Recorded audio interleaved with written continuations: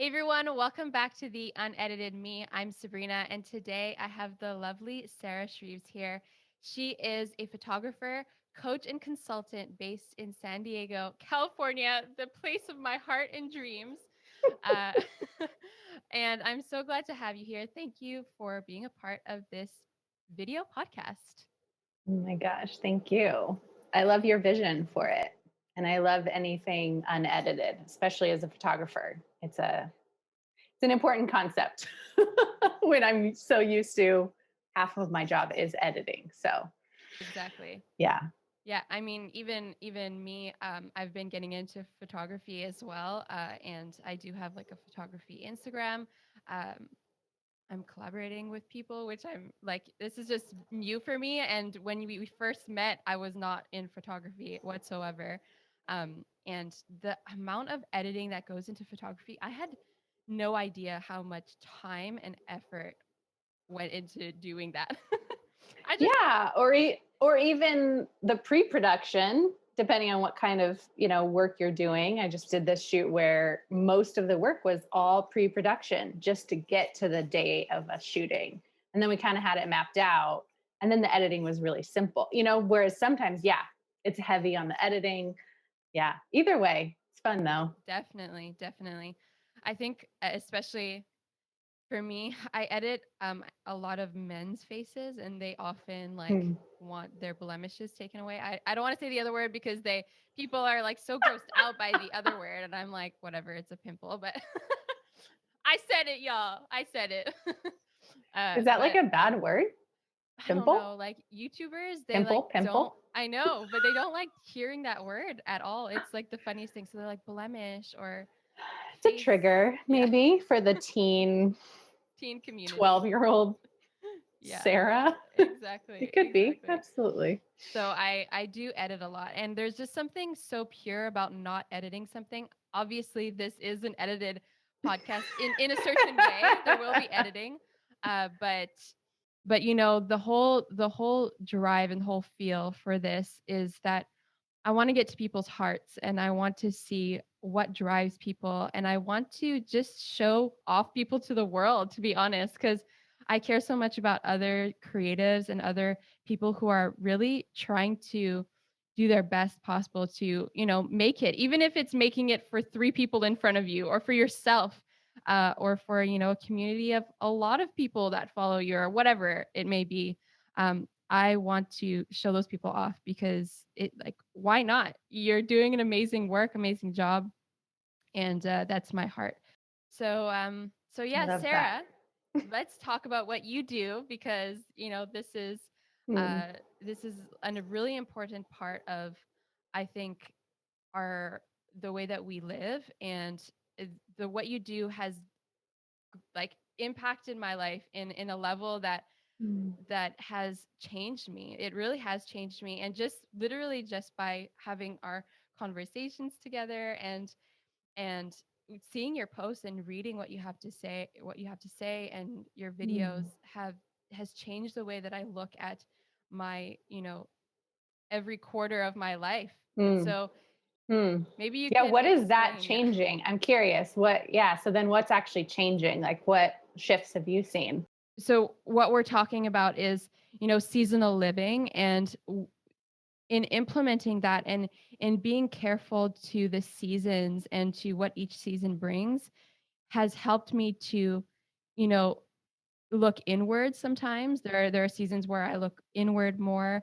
There are seasons where I'm more outside and I'm doing things outside and I'm filling my life with, like I know it's like the simplest things, but like looking at trees bud because spring is coming, or just taking a walk and like seeing the trees, the leaves fall from the trees and embracing that and allowing that to fill my life, or taking like a slow moment and just say, hey, like, how's your heart doing right now in the winter seasons, and just sitting with myself and taking time to understand what my emotions are going through and what I'm living within each season. And it has helped me to slow down, and it has helped me to also have fun. um And I've been noticing a difference since I've been implementing what you talk about. And so maybe you would just explain how you got into seasonal living and what that looks like and how to implement that. Yeah. Oh, I love hearing that. And I actually was flipping through some posts and saw like some photos that you had posted about winter. And obviously, those of you that are in Quebec know winter a little bit more intimately in some ways than I do in California. Um, but yeah, I did grow up in a place where seasons are not super prevalent. In fact, I think people joke that California is like seasonless. So I think it first came probably from a desire to experience something that I didn't actually grow up with or didn't realize I was growing up with, wasn't brought to my attention um, as loudly as it is in other parts of the world. But there was a part of me that knew just on a core human level that there was a cyclical nature, that there was a rhythmic cadence, song, poem happening in creation that I wanted to be a part of. I think it's as simple as that. As an artist, I think I wanted to find how I fit into that. I knew that I'm not separate from the world outside of me, and it's also within me. And I think I was seeking just a greater connection. Um, or even as most artists do, we're always looking for beauty.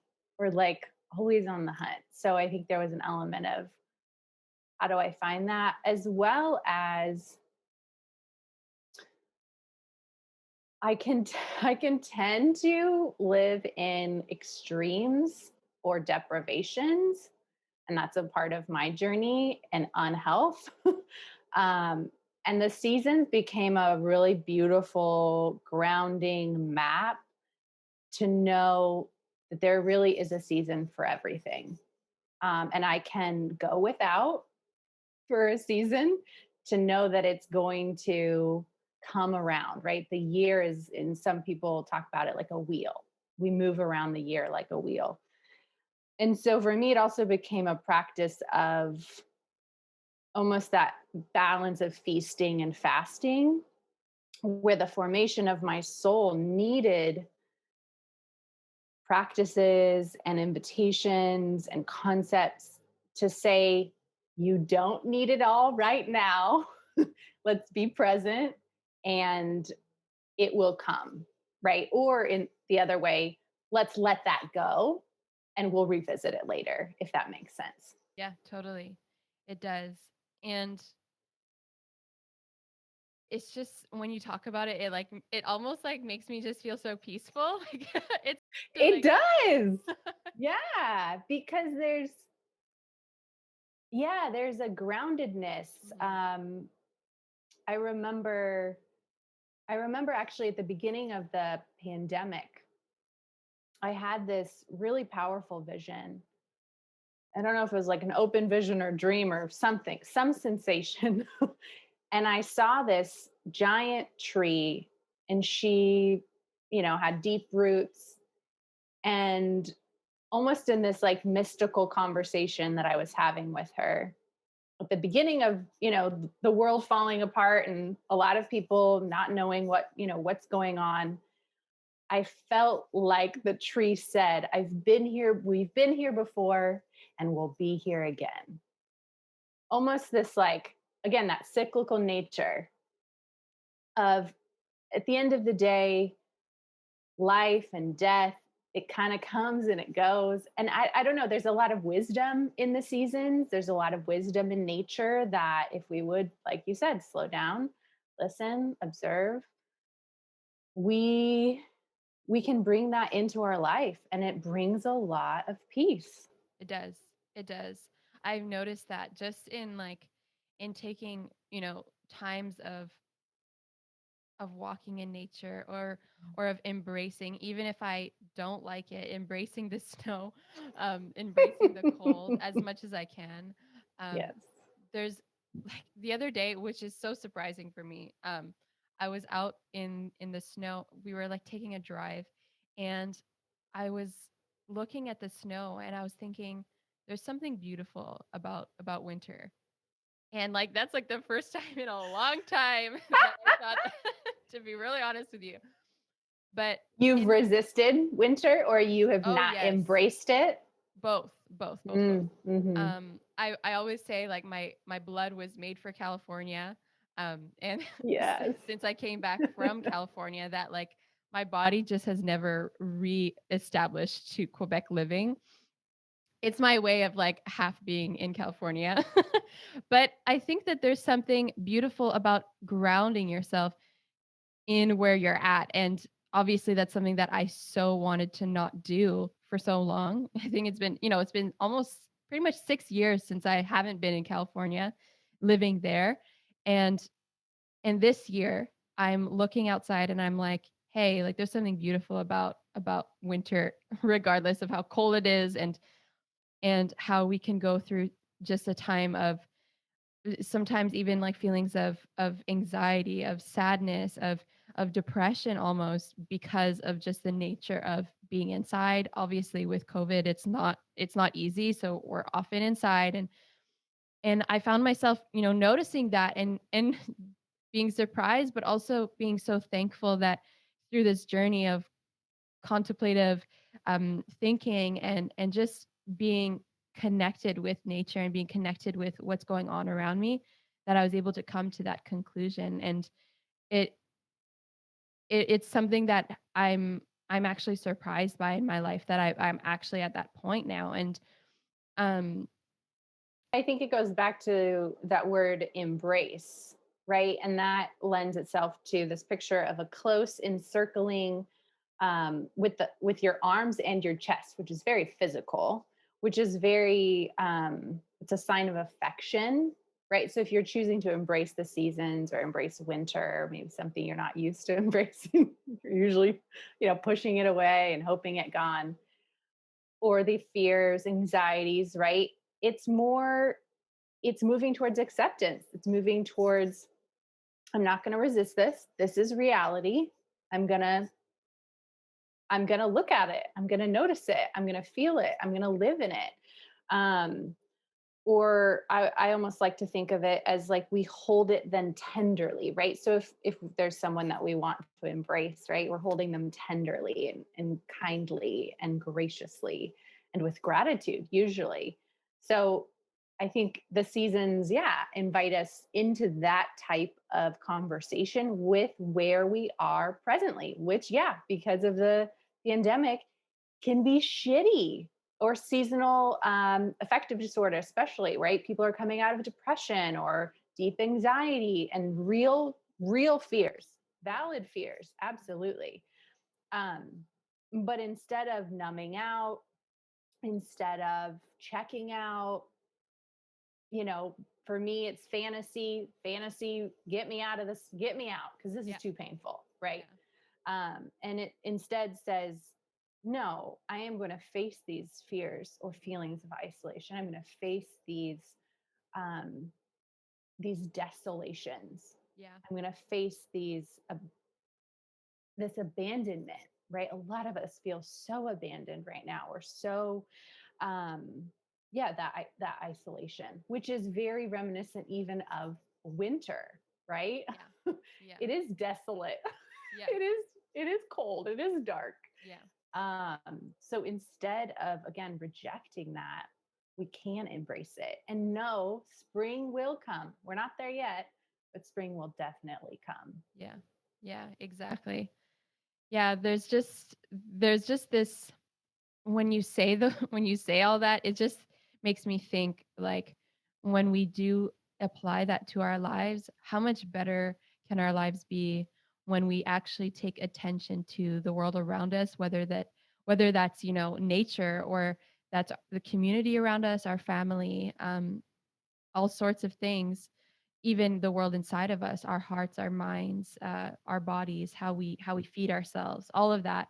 Uh, when we take attention to that, how much better and how much more enriched is our life than just hustling all the time and just trying to make it like, you know, everyone is trying to do at this point. Like there's there's countless of YouTube videos about how to make it, like, and Oh yeah.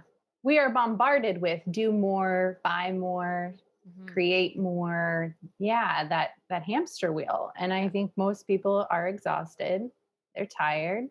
mhm, And winter and me, and I'm going to give you permission, this is permission slip to stop, to rest. mhm, That again, we're not transitioned out of winter yet. So the present invitation today is to rest, yeah, is to continue to stay still, yeah, to continue to hibernate as long as you need to. mhm, Yes, it's okay to start dreaming about maybe new projects or yeah, ideas or concepts, to plan for those. This is a great time to plan for those, to start, all those ideation conversations. But you don't need to move towards it running. Be walking, or like when you slowly wake up in the morning, kind of that, like, oh, take your time. That's where we are right now. You're slowly waking up. The days are getting a little bit longer, so be gentle. how are we able to connect with the seasons more if we've never done that before? Hmm, it's a great question. um, I do think a big part of the initial invitation for me was, like you keep referencing, walks in nature, noticing, becoming aware. It's a lot of the sensory Mm, input and not forsaking that, right? So, what do you smell? What do you taste? What do you feel?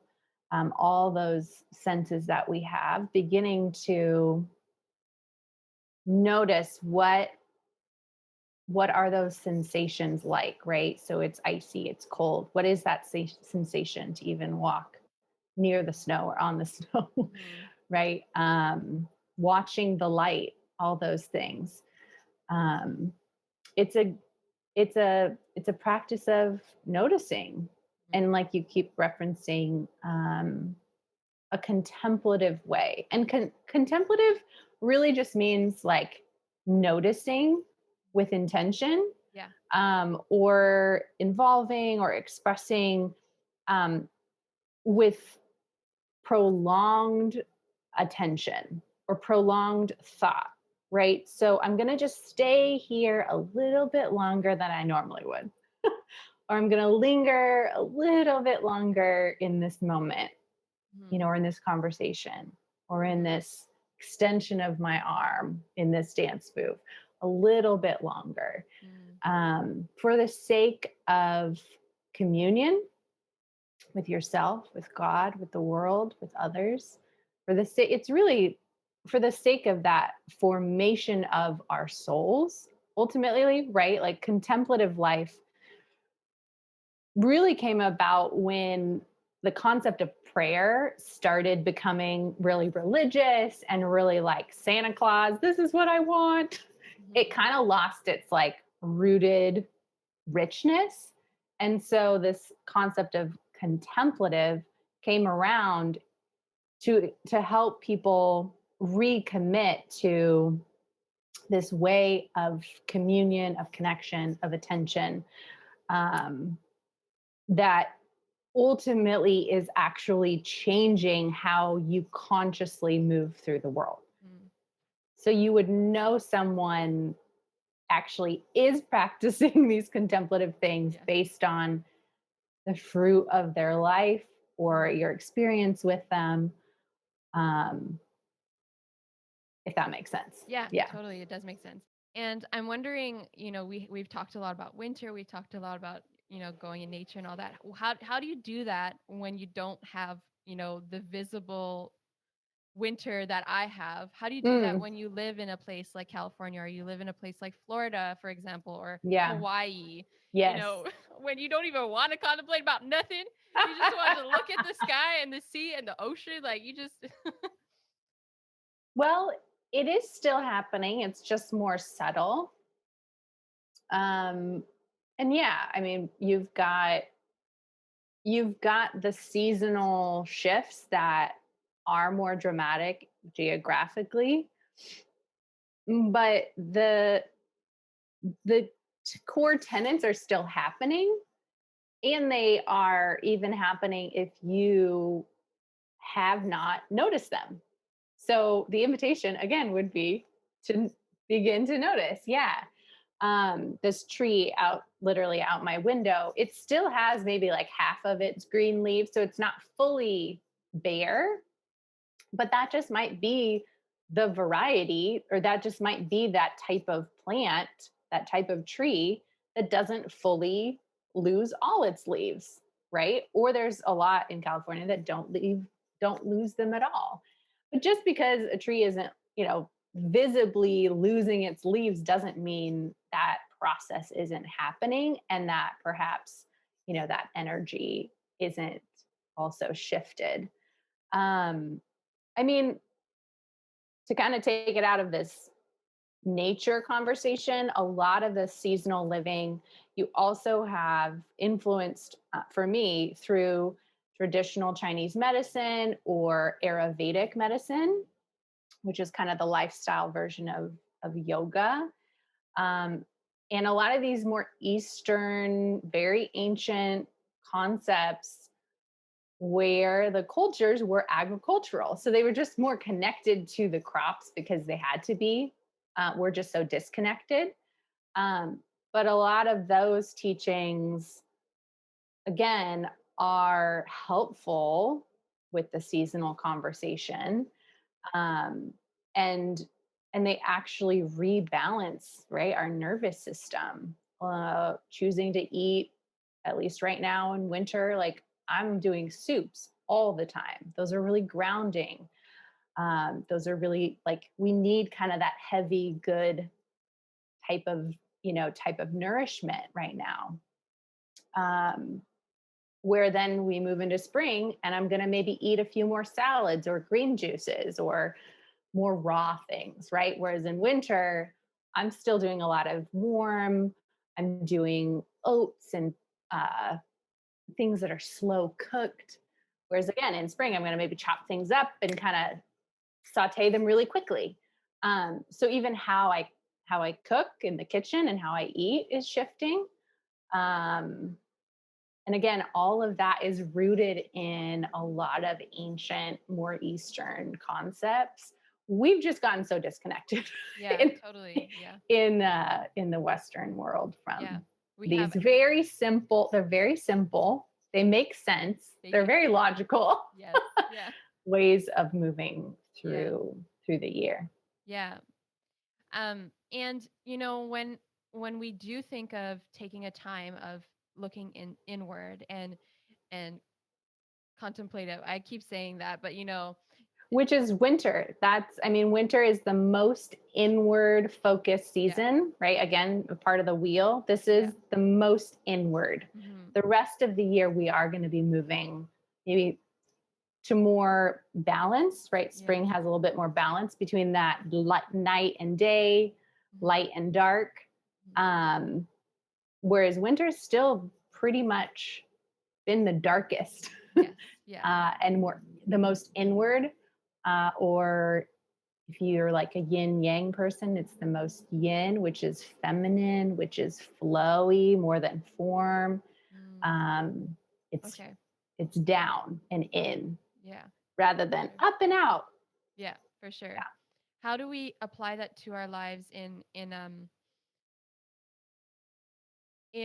the sense of looking inward and Mm-hmm. realizing for ourselves that we are going to apply these things? How do we, Hmm. if we're just disconnected and we wake up, go to work, eat, sleep, that's it, wake up, go to work, that's it, like how do we apply that into our lives or start integrating that into our lives if we've never done anything like that?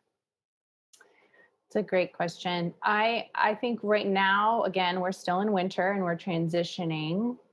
Coming March 20th, we'll transition. We'll have the spring equinox. So continue to move slowly.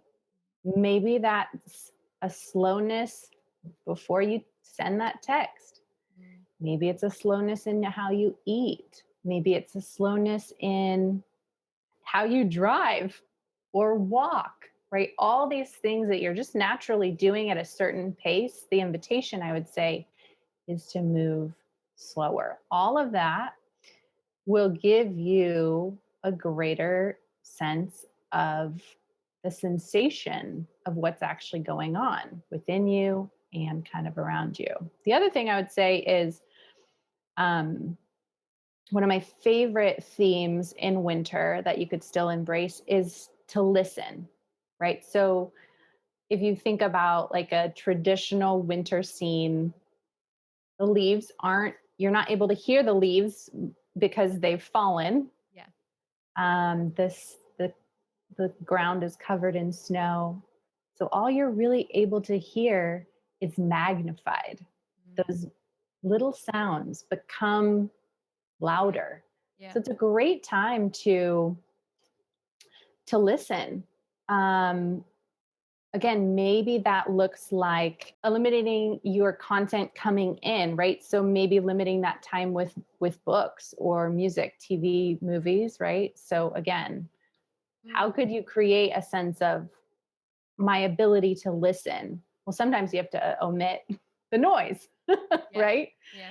Um, it's a great time to listen to your body. How does it feel right after a certain meal Mm. or a certain activity or a certain conversation, right? Like, how am I feeling? I'm a little Mhm. nervous. We're recording. This is, just checking in. Um, or even noticing your breath. I love that one. Mm. How are you breathing? Mhm. Is it short and quick? Can you hear your breath? Is it so light Mhm. that you can't even hear it? What would it sound like if you practice some breath work so you could actually hear your breath? All those are helpful. Yeah. Totally. Is this something that you think that should be implemented for a season? Start. Is this something that you think that is helpful to apply only for a season of our lives or forever? So, all the examples I just gave you, I would say tend to be around the winter, right where we are right now. Okay. So, engage with those right now, knowing Okay. that we'll move into spring and there'll be other concepts to embrace, Mhm. um, if that makes sense. Yeah, Yeah. totally. And spring, we're about to get in it soon, hopefully. um for my And city at that's the least. that is everyone says, I want, where is spring? I Mhm. need spring to come. Mhm. And the invitation right now is to again stay where we Stay. are and trust that spring will come. Mhm. um that spring is never the full maturation. It's always just the little blooms that begin. So again, ease yourself into that new project, ease yourself into that new idea, that new concept. Winter is still inviting us to let go. Mhm. The more you can embrace winter's death and letting go and shedding, you'll have more capacity for all the new projects and ideas and birth and life, um, that need to be nurtured in spring. Mm, yeah. Yeah. It does make sense. It's a way of viewing the world, which is obviously not something that changes overnight. So it's a conversation that I started maybe 10 years ago and is still, I'm still integrating. Mm, wow. But no, it's not the end all. I think it's just a helpful tool. It's a Yeah. great resource. Again, the seasons are going to be there whether we want to notice them and live in rhythm with them. Creation will continue to be powerful and rhythmic and be a great teacher. Mhm. Do we want to observe it and listen? That's up to us. That is true. That is true. Obviously, I don't think that, I've only been implementing this for the past maybe 3 years. Mhm. And I don't feel anywhere close to, what you're explaining. Everything you're explaining is like, dang, like I need to be committed. Like, and I actually want to be now that, we're talking and we're having this Mm, conversation, and it does actually make my heart like beat faster for taking more time and for taking more moments like that. mm, I'd rather them be more prominent in my life than them just kind of peek in from time to time, or when I make time for it, because that's often how it is. We make time for a little season, and then, oh well, I'm too busy, or there's too much going on in our life for me to, take watch, or to take time for my heart, or to know what I'm going through, or to, go for a walk and experience spring that's coming. And that's where my downfall has been, especially last year. Last year was obviously, I mean, for everybody, 2020 was not an easy year. But I remember at one point, just it was at the beginning of our lockdown in Quebec, and it was like, I don't like walking in the cold, and so I didn't want to walk in like March weather outside. And I it is okay. Yeah. And I think that what happened is, as I was moving forward into this lockdown, that we weren't able to go out for 3 months, I literally was like, well, I guess I'm going to have to commit myself to this, because the reality is I can't change the circumstance around me. And so leaning in and taking time for experiencing what I'm going through in my heart, and what, the world is going through, and what life is like outside, and taking deeper times with it, rather than just, moving quickly through life. And it helped me so much. I have like journal entries from that time of me just expressing, I would like even write day 1 of quarantine, day 4, or whatever, and just expressing that contemplative journey of realizing what's going on. And I would take walks with my husband, and we would we would go and we would pray for Montreal, because at the time there was like so many people you know that were getting sick. And it was just, I mean, well, from what we were seeing on the news, at least, we don't fully know at this point what's going on all the time. But from what we were seeing, there were so many people getting sick, and we were just taking time to embrace the outside world, and pray and take deeper times together, which, we hadn't in like, I think like 4 years. At getting to that point, we hadn't actually taken that time together like that. And so not only was it good for our relationship, but it was good for seasonal living.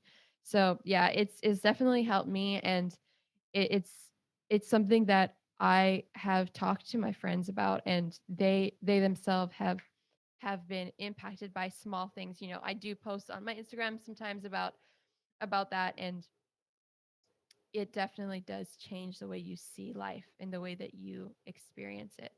Well, and I think there's a mirroring that happens, right? So let's just take, the birds, for example. The birds somehow figure out how to find food. They're not yapping around, worry. I mean, maybe they are, but they don't seem worried. They they know that, yeah, they're gonna look for food, they're gonna find it. Same thing with, let's a tree. A tree is not going, who am I? What's, this existential crisis. Mhm. What's going on in the world? The tree just goes, I'm going to keep growing. Mhm. And there's something about that in creation that I think can teach us about what it means to be human too, to go, there's a lot that I don't have control over, especially 2020 didn't teach you that. I don't know what will, Yeah. right? So So knowing that there's a there's a identity that you have that cannot be shaken. I think that that's what the season teach me too. Mhm. That yes, things come and go and change and all this external, motion and movement and chaos, turmoil, Mhm. internal turmoil, chaos and fears. But there's something is still growing. Something is Mhm. still, life is still being had. Death is Mhm. still a part of that, right? Yeah.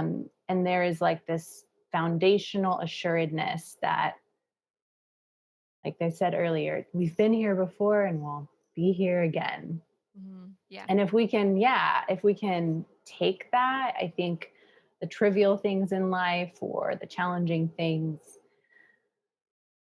we can trust that they won't last forever Mhm. and that they're here to teach us. They're Yeah. here to help us grow, Yeah. and to remind us who we are, and what it means, yeah, to be human. Yeah. And Sarah, you work with creatives, you work with artists, and you are a photographer as well. Yeah. I'm wondering what it looks like to coach creatives and artists, shifting from the conversation we were having. How is it to, I'm a creative and I mean, how creative brains work. How is it to coach creatives, and what does that look like? What does that entail? And how do you do that? It's a great question. I mean, obviously, I built a business, I built something that I needed. Um, I think as creatives, you can have 1,001 ideas and feel like you're not accomplishing enough. Um, or you've got, maybe a business that you're working really hard and you are running 100 miles an hour and you're maybe not seeing the profit of that. Like I can relate to that with a lot of small business owners and creatives and artists, where we know the work is important. We know that the creation is essential, and we've committed to that. But how do we do that with balance? And how do we do that well? And how do we stay healthy, um, and stay committed, right? I think the life of an artist can be very isolating, especially if you've chosen to, um, gosh, even just now, right now, I mean, right now, 2020, like everyone is so isolated. So I don't think we're meant to foster those dreams and those ideas and those projects, or those shifts that we want to make alone. So as a coach, I just get to walk alongside people as they bravely and courageously shift and make those changes in their life. Um, so for some, it's bringing up a dormant dream that they had 20 years ago and recommitting to it and bringing that film into production, knowing, um, knowing that idea, that seed, it, just like we've been talking about in nature, it needs good soil. You got to create the atmosphere to plant those good ideas, to plant those concepts. So as creatives, I think we have all these seeds, and I guess maybe a huge part of what I do is I help cultivate that soil so that when they plant it, it actually grows, right? And the soil would be our mindset, our life. Do we have all the things that we need, the resources that we need? Are we creating the funding that we need, the time, the energy, right? Let's get rid of those things, remove those things that are distracting us, that are taking our energy, so that we can have and grow these things that we're called to build. Um, and yeah, that would be a lot of the coaching and consulting that Yeah. I Yeah. I just am so honored to do. And so how does it look like if somebody were to, book a consultation, a first consultation, and then want to have you be their coach? What does that look like? I move through things very contemplatively. It's a big decision. It's a big commitment to yourself to take on any new season, right? Whether that is you're wanting to work on a project on your own or you're wanting to work on it and have the support of a coach, Mhm. or a therapist, right? All Yeah. of those are big decisions and they're scary. So I move clients through it pretty slowly and mindfully, so that the decision is you're 100% in. You're either Yeah. 100% in or you're 100% out. Yeah. Um, yeah, I work with people who are really committed to themselves, and the work. And yeah, they're able to create really powerful results because of their commitment to themselves. Mhm. One of my clients, I worked with her for a year.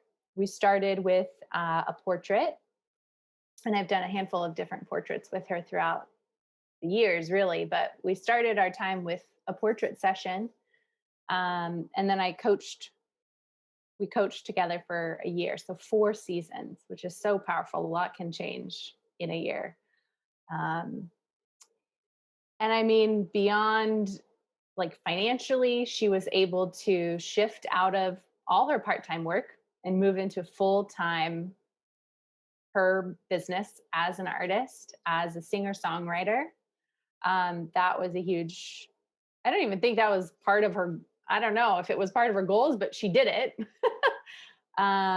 She also had a powerful inner transformation where she realized that she was separating kind of this external persona as a singer songwriter versus her personal, songs and writing. And by the end of our time working together, and now her identity is in alignment. So she isn't a separate person on the stage doing her commercial work versus these love songs that she writes. They're the same, they're under the same name, and it's her. And she's standing in full identity and full, confidence that this is who I am. Yeah, I'm a chameleon, as most creatives are. We've got all these different dimensions, but she's assured that there's a through line. Um, and a lot of the work I did with her too, it was so powerful, was recommitting to this vision of her as an old lady sitting on the porch and what her life in community and family was going to look like. And I mean, she's in her 30s. She's already thinking about that. And so she knows that her decisions today are going to affect Yeah. Tomorrow. the generations, Yeah. which I think makes the work so valuable to Mhm. know our decisions, our life have massive significance, Yeah. beyond what we can see. So, yeah. Totally. That's beautiful. I love that. As I've been in a journey of, self-alignment, and I did express that to you last year in 2020. I've found myself creating out of a place of myself rather than this external version of myself that I was trying to be. And I've found that place so much obviously more authentic because it's me, but just so much more real. Like I'm actually creating out of the depths of my heart rather than this surface place that we can create from sometimes. I think all creatives know what that looks like, creating from this surface area that almost like the leftovers, like the stuff that's like left over from life, and we take that and we're like, "Okay, well, we'll use that for a creative, idea or whatever." And I found myself living in that place, and once I started, aligning in who I am and what I see that's coming out of me is so much different than what I was doing. And I think it's important to remember though, like we can only create the life and work and art with what we have at the time. So there has to be grace, there has to be compassion that we share with ourselves to go, I did that with all the tools I had at that time. Yeah. Now I have different tools. Yeah. Yeah, definitely. What are some tools that if somebody isn't ready to make the leap to have a coach, or but they want certain tools, maybe 3 or 4 tools that they could just take in their toolbox and look at sometimes, and reevaluate over their life. Is there something that Oh my you gosh. This is the best question, but I feel like I have like so many tools. I would say before you move into, right, your spring, which is when you birth, you nurture this new little baby that you have, these new little seedlings, which I could say is that project or idea that you have to remain in winter. And winter's invitations are to rest, to listen, and to plan. So again, I would say, are there areas that you could continue to rest, let go, chill out? And I know this doesn't sound this is counterintuitive to I'm about to launch the thing, but I promise it. There's this literal science behind it. Um, and then listen again. Maybe that's listening to your body. Maybe it's doing continued check-ins. Do I have the energy to launch this new thing? Do I have my tools? Do I have the resources? Do I need a coach? Right? Do I have the accountability? Do I have the support? Um, Even listening, I was about to launch a group coaching program in February, which I did not do because I listened to myself. And she was like, I don't have the energy right now. And so I had to listen to her more than the voice that was like, you better get something out there or else you're going to miss out and you're going to be too late. And the saboteur and the critic who's always has really mean things to say. So I listened to a deeper, more inner voice. Um, so I would say continue to do that, trust that. And that's a skill, especially if we haven't been listening to her or to him. And then plan. Like again, sometimes working with a coach is really helpful for that like legit planning phase. But you can also ask yourself some great questions, um, like what hmm, what will launching this bring in the next few seasons, right? So spring is all about the beginning phase, but the full maturation is really going to come probably in summer or autumn. So in about 6 additional months. So asking yourself, what am I building that will probably come into full maturation or harvest in autumn, if that makes sense? So always you're looking a little bit further ahead than maybe the immediate, I just have to get this out. Obviously, there's a time for that for sure. But it's helpful to be intentional too about what am I really investing in? What am I really putting my energy into? And doing, again, a little bit of that planning work. I hope and that's helpful. it is. Okay. Lastly, what would you say to somebody who has 5 million ideas, or who has, you know, maybe 3 really big dreams that they really Yeah. desire to build, Yeah. but they're at work, they're at school, they have kids, a husband, all of that. What does that look like? Like, what would you tell them Mm, right now today? This is what yeah. you should do before you jump into that. The first thing that's coming to my mind is not my idea. I'm pretty sure this is Elizabeth Gilbert's concept. She is an author, and she actually talks a lot about creativity. And she would call it a creativity trap. So for me, my creativity trap is downstairs. I have all my paints set up. I have got my canvases. I've got the table. It is out in the open. So anytime I walk through that space, it becomes a trap because I can see it and notice it. And it's essentially saying, come, paint. And the longer I leave it, I feel like, oh my gosh, I'm like not tending to this, practice of painting that I have. So that's a great option. And whatever that looks like for you, right? Maybe you want to dance more, right? Like, how could you have imagery or something around you? Maybe you have a speaker, out in the open so that oh, I can hook up my phone and play songs so I can do my dancing, meditations. Um,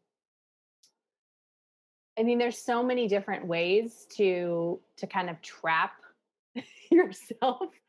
Um, One thing that I love when my clients are kind of like hesitant to like commit to something is to create like a small daily practice.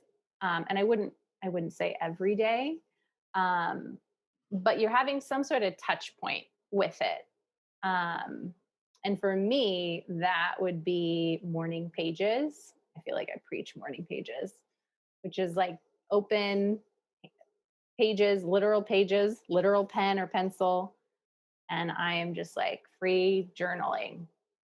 I'm letting it out. I'm sharing my heart and thoughts. And again, this may not sound like it's creating the exact result, but it's allowing there to be a deeper connection with myself. And some of the best ideas come from my morning pages. Or yeah, a concept of, oh, this is how I could problem solve, or this is what this is how I could solve that, creative issue. A lot of times, again, that slowing down, that becoming aware, all of that. It essentially gets us into a space where we have no other option than to create. Yeah. But it's not a negative, you have no Mm-mm. option. It's putting a reminder out to say, hey, like, you actually love this, you care about this, this is something that you want to move towards, you want to bring to life, whether that's a book, poetry, a video, anything like that. Yep. And it's putting something that will remind you in front of you to say, hey, like, you actually want to do this, rather than, it's so easy to just sit down after a day's work and watch TV, or, Yeah. pick up our phone and get so drawn into what's going on a screen. But to see something that reminds us of, hey, like, paint right now, this is a good idea. Yeah. That is really good. I love that. It Uh, is. And I think when you, again, it's all about that balance too, right? You don't, and I am, this is like my story to the T.